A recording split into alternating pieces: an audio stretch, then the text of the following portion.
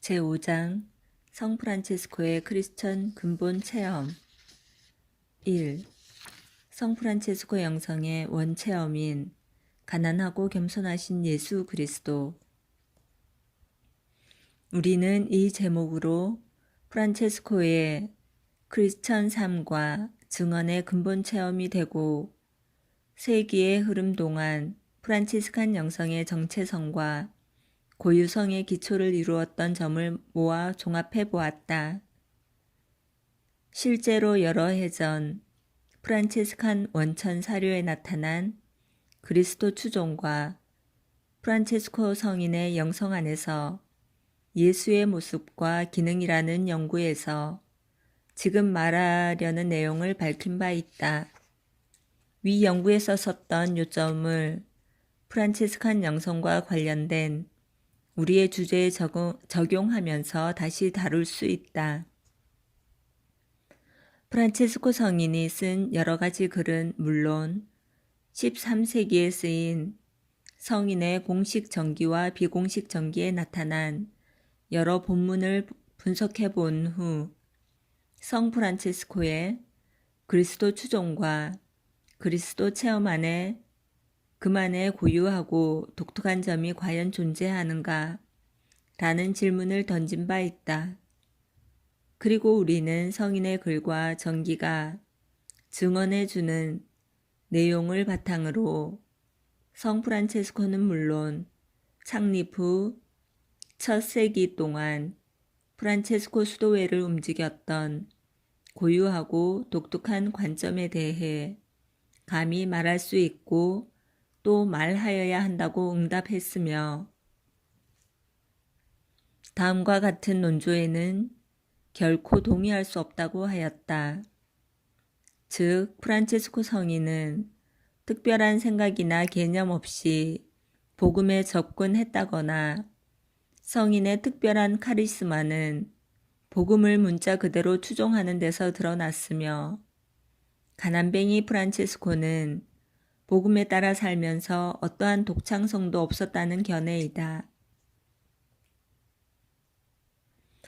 프란체스코와 그의 수도회를 움직였던 고유한 관점은 프란체스코가 예수 그리스도의 모든 신비를 실행하려고 노력하면서 인간과 참된 친교를 맺기 위해 감히 상상할 수도 없는 방법으로 세상에 내려와 자신을 낮추어 겸손하고 가난해진 예수 그리스도 안에서 하느님과 인간과 세상을 이해했던 방식에 있다. 그리고 그리스도에 대한 성 프란체스코의 이러한 체험은 점진적으로 발전하였으니 하느님께 자신을 온전히 봉헌하면서 그의 체험과 인식은 더욱 명료해졌고 복음적으로 변모되었다.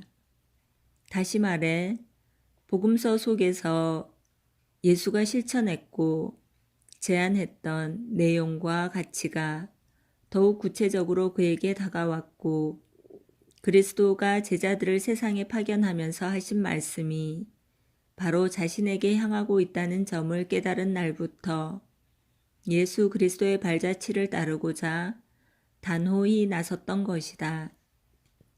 프란체스코의 크리스천 삶 안에서 변함없었던 원천과 지향점은 복음 속의 예수와 집요하리만큼 철저히 일치하는 것이었다. 이러한 예수는 그분의 전 차원, 자신을 온전히 내어주기 위해 자신을 겸손하게 비우는 하느님의 사랑을 체험함으로써 이해하고 받아들일 수 있는 분이었다. 프란체스코는 가난하고 겸손하신 하느님의 사랑에 경탄하고 도취되었다.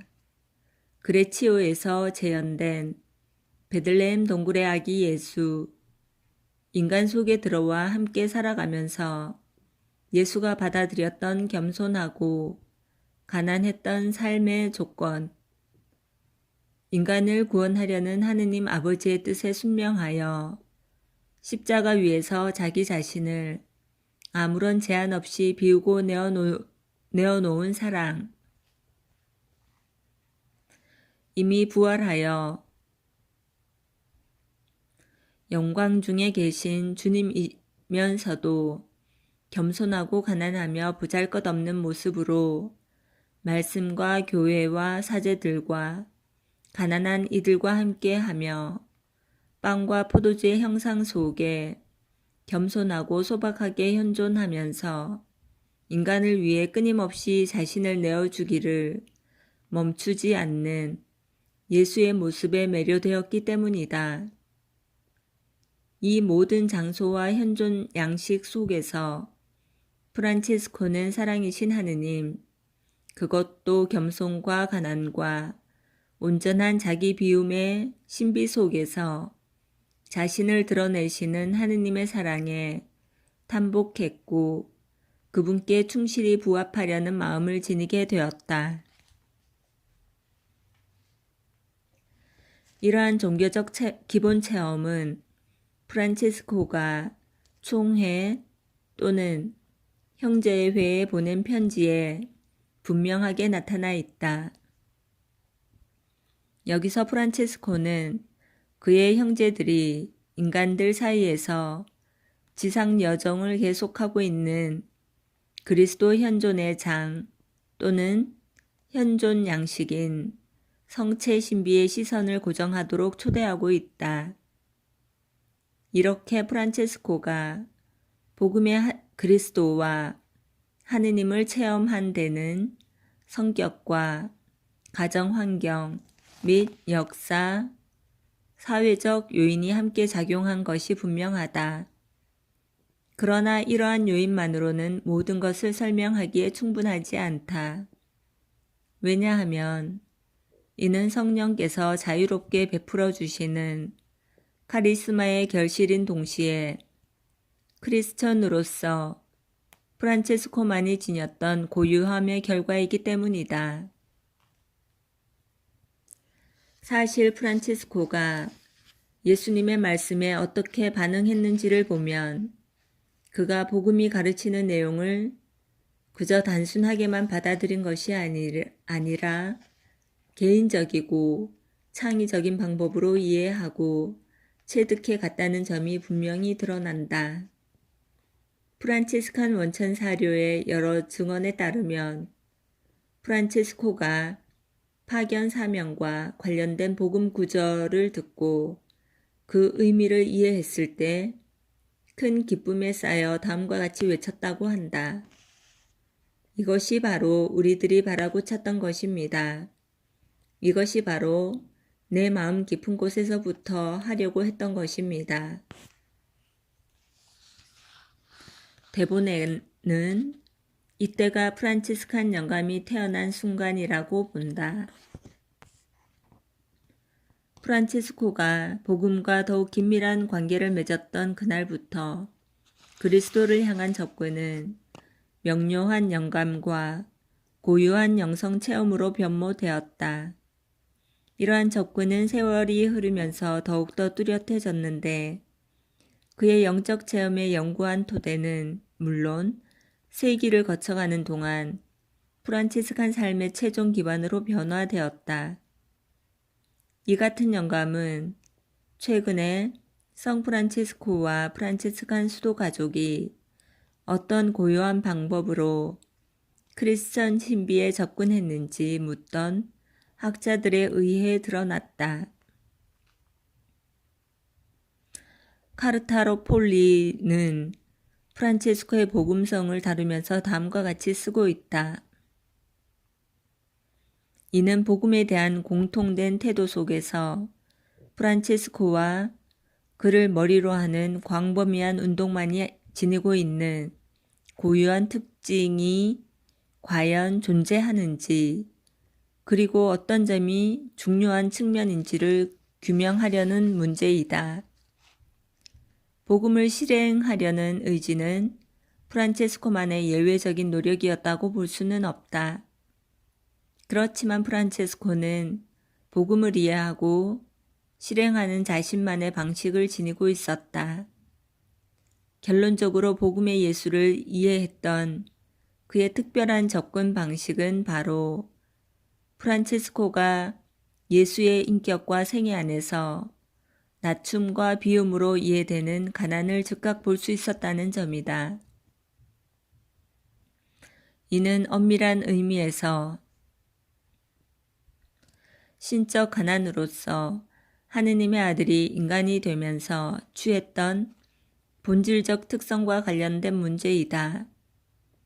이러한 하느님의 가난은 사도 바오로가 고린토이서 8장 9절에서 언급했던 것으로 프란치스코가 인준받지 않은 회칙 9장과 인준받은 회칙 6장에서 자신과 그의 제자들을 위해 철저한 가난을 선택한 동기가 되었다.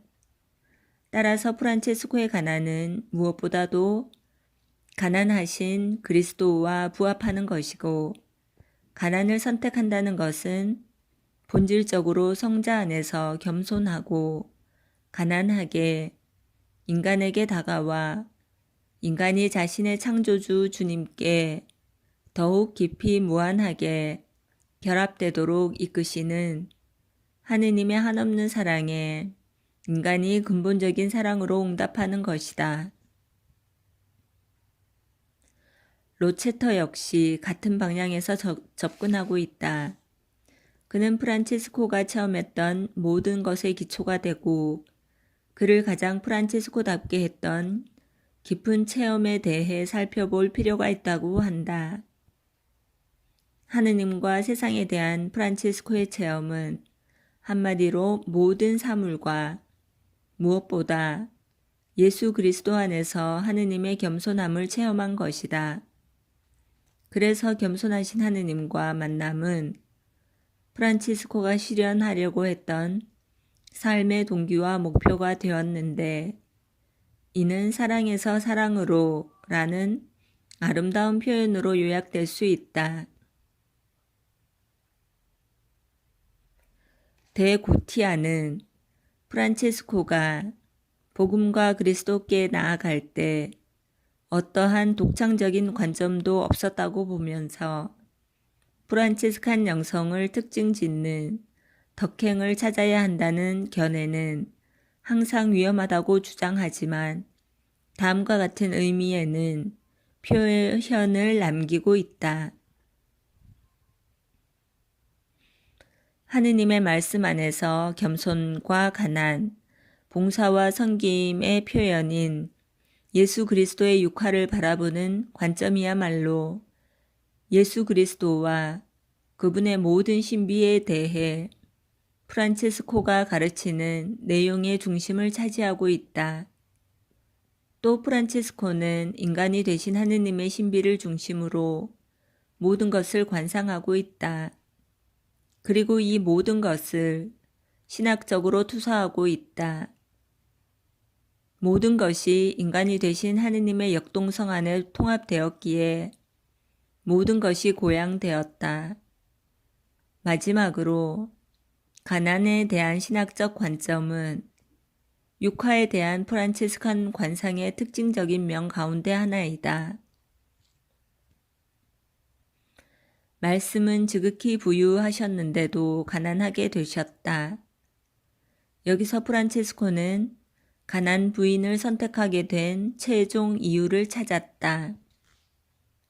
그러므로 우리는 겸손하고 가난하신 하느님 사랑의 표지이자 그 같은 사랑에 인간이 겸손과 가난으로 응답하는 길인 겸손하고 가난하신 예수 그리스도에 대한 체험이야말로 신앙으로 육화된 프란치스코의 모든 인간적 체험을 특징 짓는 기초적인 영감이라고 본다. 따라서 하느님과 인간과 세상에 대한 프란치스칸들의 고유한 색조를 찾으려 한다면 바로 이 체험에서 설명을 시작해야 하고 그것이 어떻게 뿌리가 될 수 있는지 밝힐 필요가 있다. 그러나 이러한 주제로 곧바로 넘어가기 전에 프란치스칸 가족의 영성 생활과 신학의 역사 안에서 프란체스코 성인의 영성 체험과 사고를 특징 지었던 예수 그리스도에 대한 접근 방식이 어떤 운명을 맞았는지를 간과할 수 없다. 여기서 이 같은 프란치스칸 영성의 토대가 발전된 과정을 모두 서술할 수는 없고 단지 간단하게 살펴볼 것이다. 2. 프란치스칸 영성 안에서 드러나는 예수 그리스도. 우리는 신심, 기도, 영성 전통 안에 반영된 프란치스칸 가족의 영성 생활과 영적인 글을 비롯해 회헌과 총회 규정과 같은 법적인 글과 신학자와 설교자와 학식 있는 이들의 글 안에서 성 프란치스코와 그의 제자들 사이에 존재하는 연속성을 쉽게 발견할 수 있다. 성 보나벤투라의 신학적이고 신비주의적인 그리스도 중심주의, 복자 요한 둔스 스코투스와 그의 학파의 지극히 신학적인 그리스도 중심주의, 신심의 바탕을 둔 그리스도 중심주의, 신비주의적 그리스도 중심주의들은 수세기 동안 프란치스칸 수도 가족이 성 프란치스코의 그리스도 체험을 그들의 영적 체험의 중심으로 삼았다는 것을 보여주는 표지이다.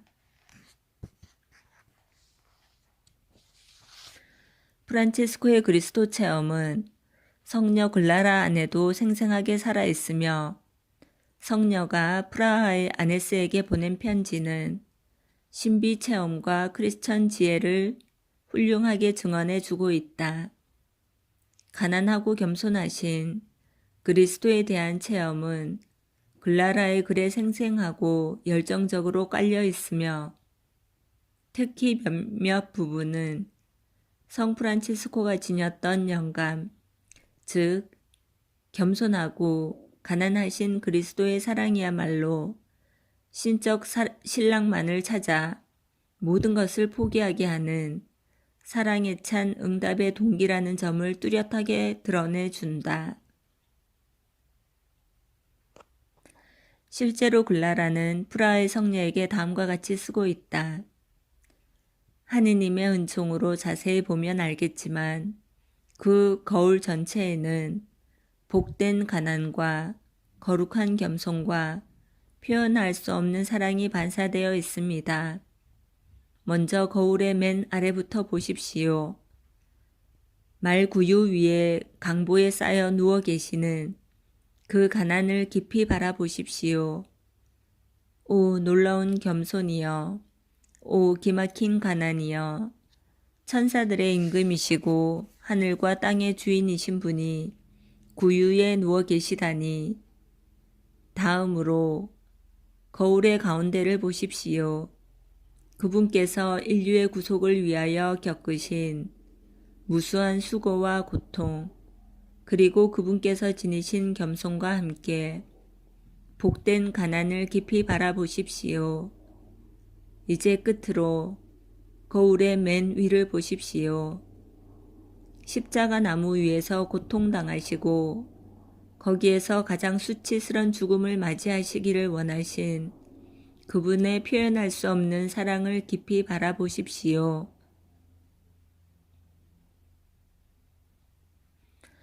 오 천상임금의 왕후시여, 그대 안에 이 사랑의 불이 날로 더 활활 타오르게 하십시오. 이 사랑의 불로 타오른다는 것은 지상적이고 지나가는 사물 대신에 세세의 영원히 하늘나라의 영광을, 썩어 없어질 것들 대신에 영원한 선을 차지하기 위해 가난을 선택한 여인이 가난하신 그리스도를 포옹하는 것이어야 한다. 그 뒤로 프란치스칸 가족의 그리스도 중심적인 체험과 신학적 묵상 안에서 프란체스코와 글라라가 실현하고 증언했던 그리스도적 시각은 점진적인 변화를 맞았다.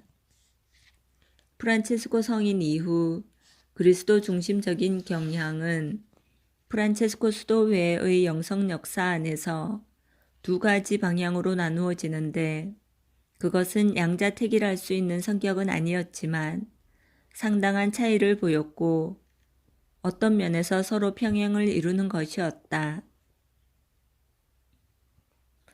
그 하나는 하느님의 구원 계획 안에서 육화의 중심을 두고 하느님과 예수 그리스도와 인간과 세계의 모습을 추론하는 학문적이고 사변적인 프란치스칸 신학 경향이고, 다른 하나는 프란치스칸 수도 가족의 일상적인 삶 속에서 순환과 십자가의 중심을 두고 하느님과 그리스도와 세상의 전 실제를 체험하는 경향이다.